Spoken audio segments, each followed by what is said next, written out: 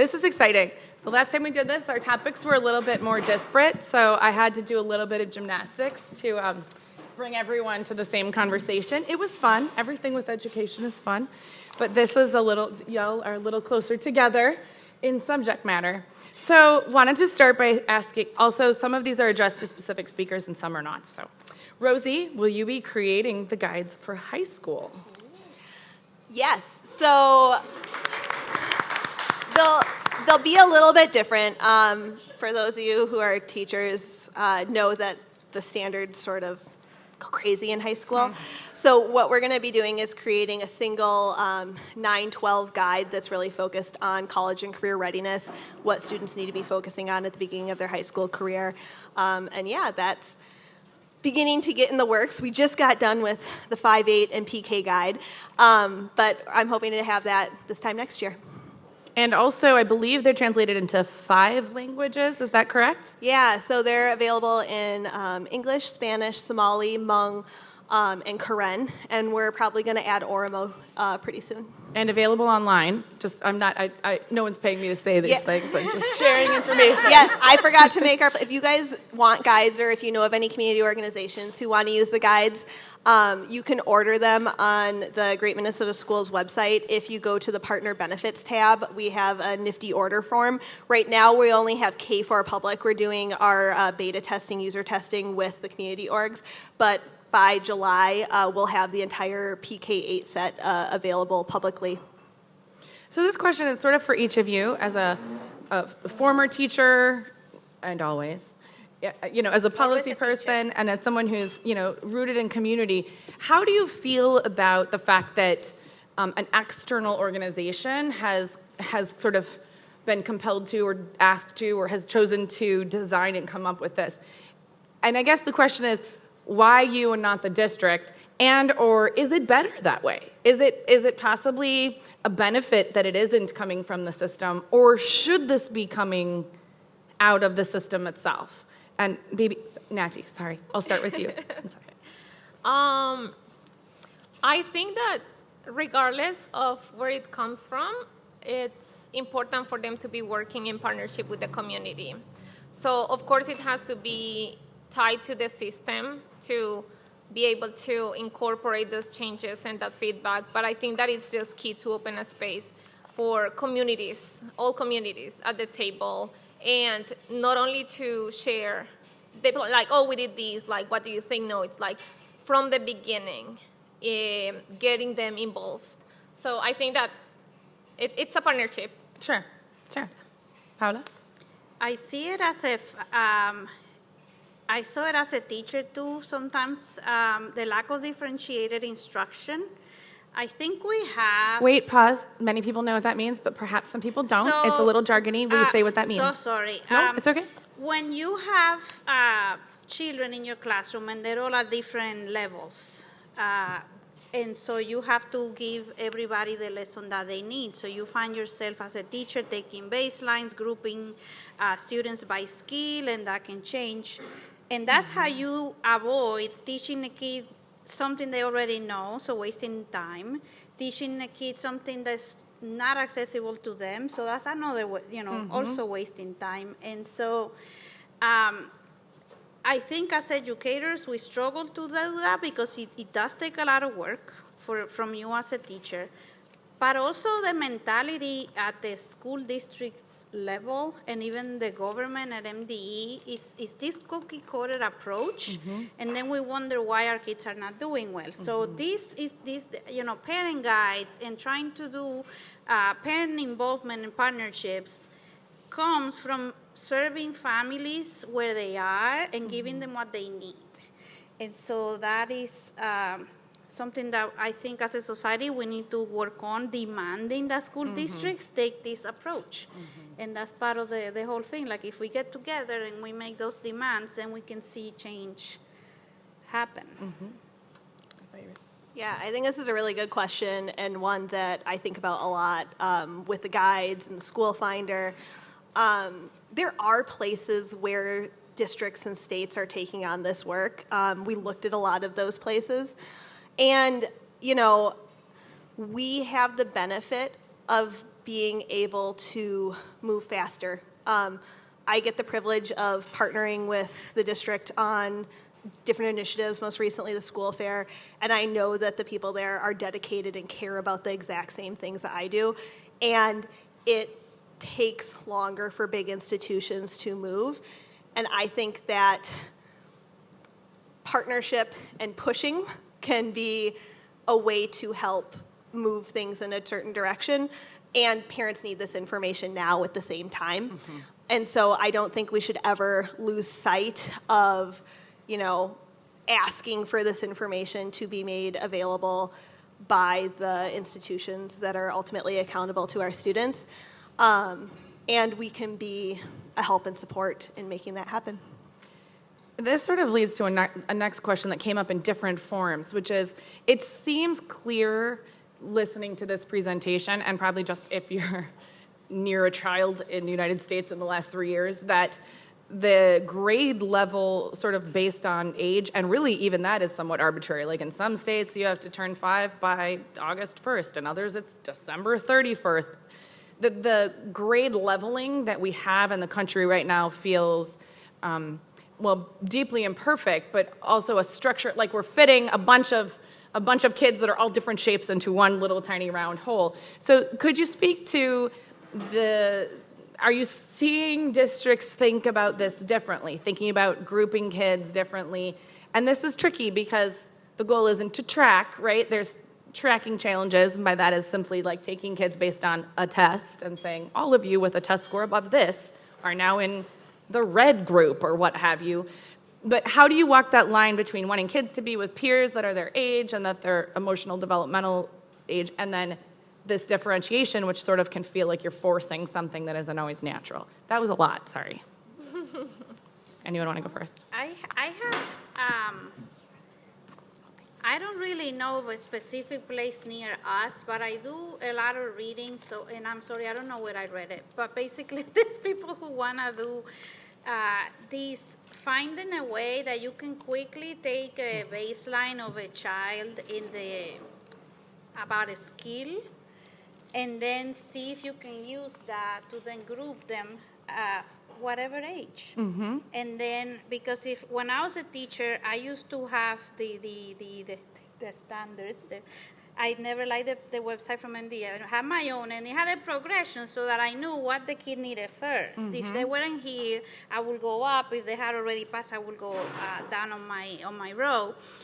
I think that will be, I haven't heard of anyone who has the formula yet, but I think it's worth trying, because you would also eliminate a lot of the stigma. Kids know when they're in the low group, they know when even you can name it by an animal, by a color, they always know. Mm-hmm.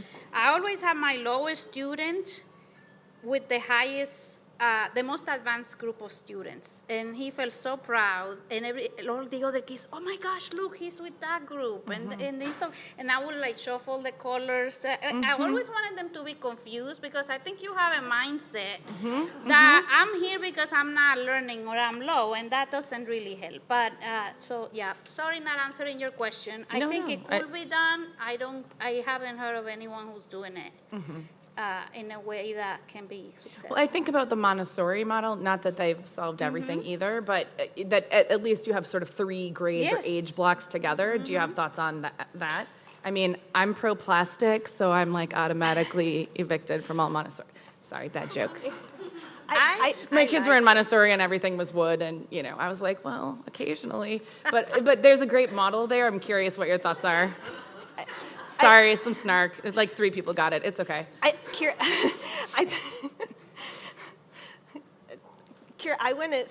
think like what you're asking about is like having education that's like relevant to students and meaningful to them and meeting them where they're at, and that is essential and important. And I think there's like Ed Evolving comes to mind as a group that's doing really interesting work around personalized learning in the landscape.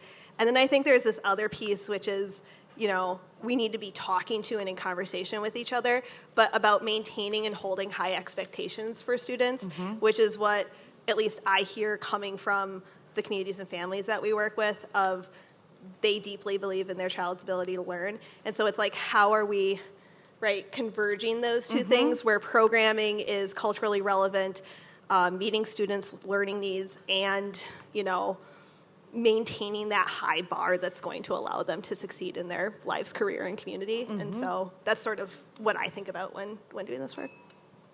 Yeah, and I'm a Montessori mom, so I understand your point. And when I looked at the guides, that crossed my mind too. And, you know, like, I do believe that each child has its own process and its own interests and its own talents and abilities. But I think that taking it from the grade guides, it's really nice to have a guide. It's just a guide. It's a base. And I actually had personal experience.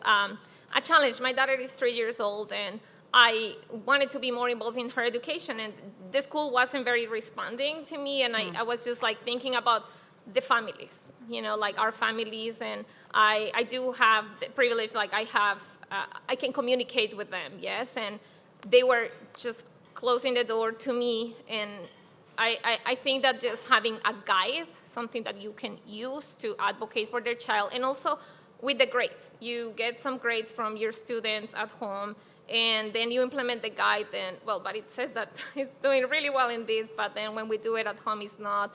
And what they were saying as well, I think that not to, I mean, we have parents at Centro that receive the guides, and they are in special education, but we don't want to put a bar, like, at any point at a child. You know, we give the guide to the family, and they get to have the conversation with the teachers and use it as it fits for the student.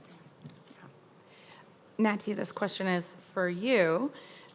This one person asks, one barrier to partnership with linguistically diverse families is narrow definitions of parent involvement in systems that only support white-centric models. Where do we start with a shift in our systems for equitable caregiver partnerships? I decided it was for you, not that person. That's okay. I think two big things. I think that is stop assuming what we were saying, you know, like that perception of parents wanting to be involved or not being involved. Just get close to the family, interact with them, and also don't assume that they understand the system. And we were saying it's very different. And even like when you say MPS, it's you know, like you grew up with that. You know what MPS means. It's so basic. It's not for us. I had to Google that. I did, and I work at Centro, and I'm, you know, like familiar with that. So just go from the basic. Don't assume that they know or they don't know. Just go from the basic and then just explain to the parents, and just that perception, just change that perception of them not wanting to be involved. And if they can make it to one meeting or something, also understand the context of the families that you work with. Many of the parents that we work with, they have multiple jobs too, and they have other life situations. And yeah, so understand the community you're working with and partner with them. Thank you. I'm curious, for those, both for your work at Centro Tyrone, which I believe is Minneapolis-centric, is that correct? Or, so a lot of this ends up sort of being about Minneapolis public schools, but I know that, I mean, our students move, our communities, I mean, we have a affordable housing crisis in the city, so our inner ring suburbs are as diverse as they've ever been.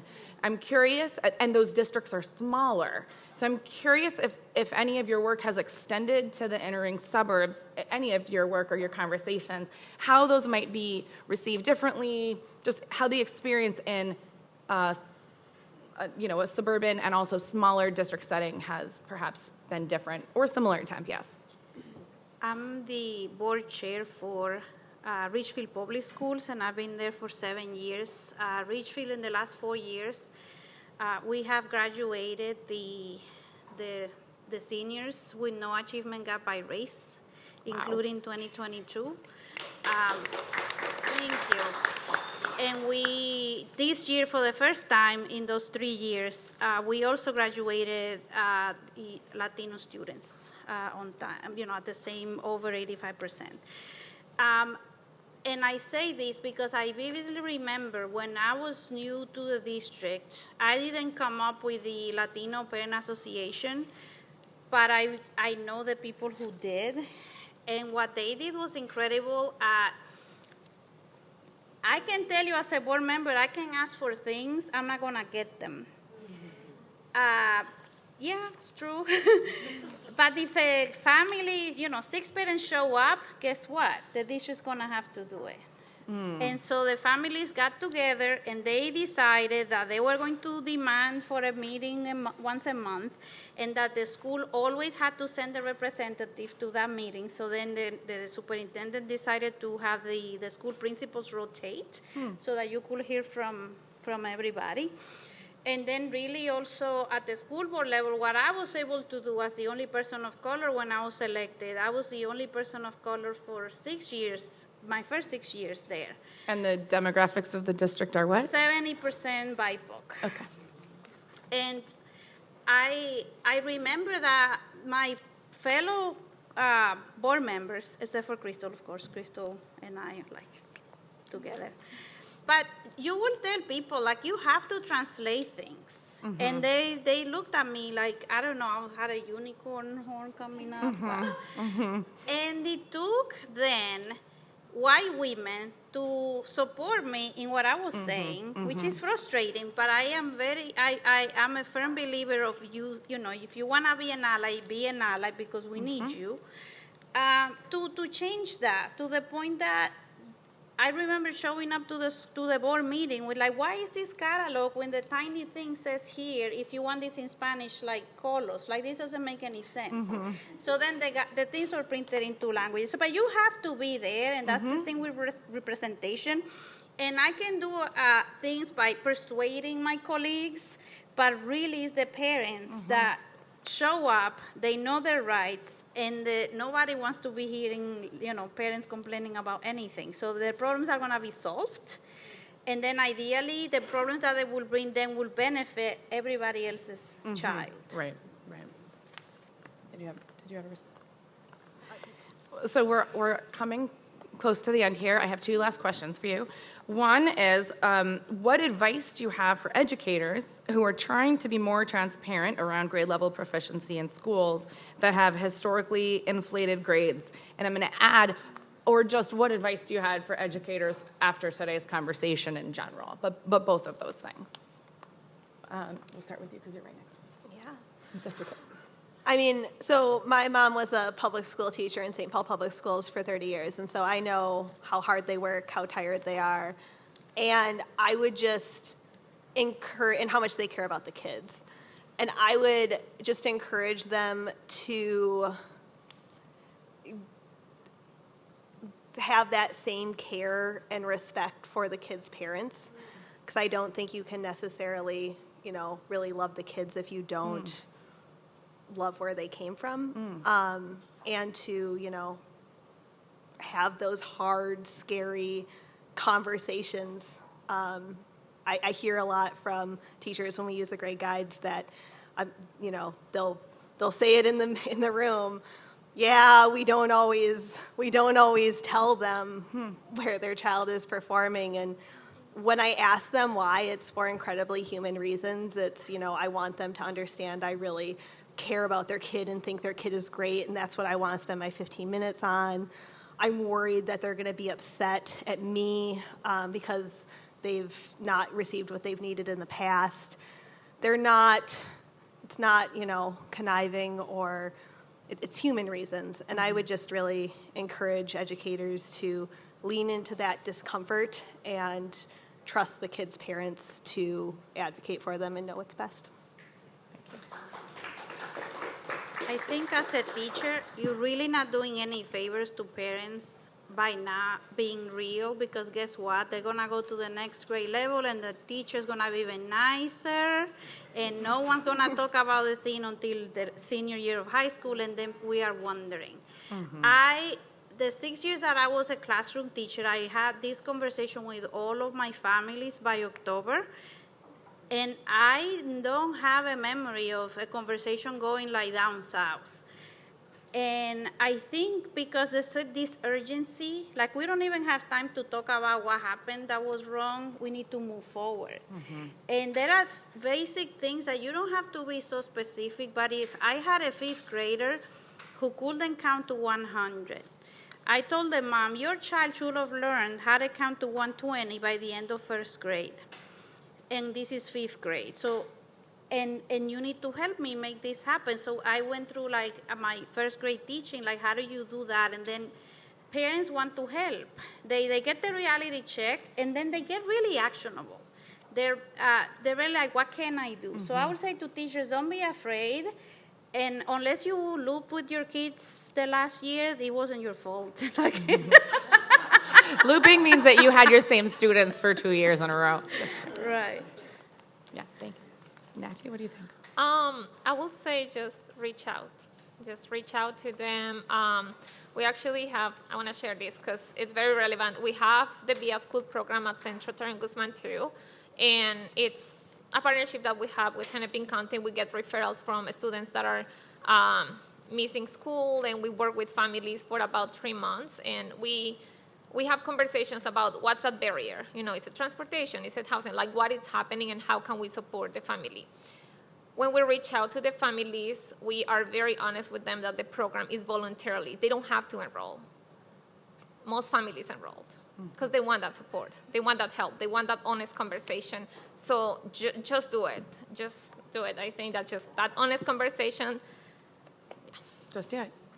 All right, last question. So you have a room full of people who care about your work. That is why they came here today. And they care about this subject. So if you were to charge, you also have parents, community leaders, funders, teachers, probably administrators and other categories I'm not thinking of right now in the room. If you could charge us with 1 to 2 things leaving here today, an action we could take, a mindset, an orientation, an action, something, what would it be? And I will start with you in the middle, Paula. Well, I would say the take away with you and say it wherever you go that parents of color do care about their children, just like we all care about our children. Just because it might look different, it might not know. Because once we have that belief and we know, then I believe we're gonna be more willing to then help them get to where they need to be, so their kid can get to where they need to be. I hear a lot about parents not caring just because we're not, and I include myself because I don't do the parent-teacher thing. I don't bake anything. I might volunteer once a year. How do you feel about plastic toys? I'll give them money, but it's like that's not engagement. That's not engagement. Like when you tell me like, let's mobilize, I'll be there. Yeah. I'll go to the Capitol with you. Like tell me what I need to do. But and I don't judge, right? I just don't have the time. But we really need to know that the parents care about their kids, and that we need to help them get what it is where they need to be, so that they can be the best advocates for their children. Thank you. Hattie? I think just as I mentioned in our presentation, parents moved here for better opportunities. That's something that takes a lot from you, being in another culture, in another place. And many of these families do it as a sacrifice, as the hope for a better future, for better education for their children. So they care deeply. And I just want you to really go with that. Just understand that every single parent cares and want to have that conversation with you and want to partner with you in their child's process. I would say, well, I haven't been around that long, but I've seen our entire K-12 education community lean into a lot of really important things, strategic leadership, curriculum, right, like the mechanics of learning, literacy, family engagement, and parents as partners in their child's learning is a lever that we as a community have not fully pulled or utilized. And so I would ask all of you, and I know there's a lot of you who have a lot of conversations, are important people yourselves and have conversations with important people, push that lever and don't let it up, because we need that too to change our education system. Thank you. Thank you so much.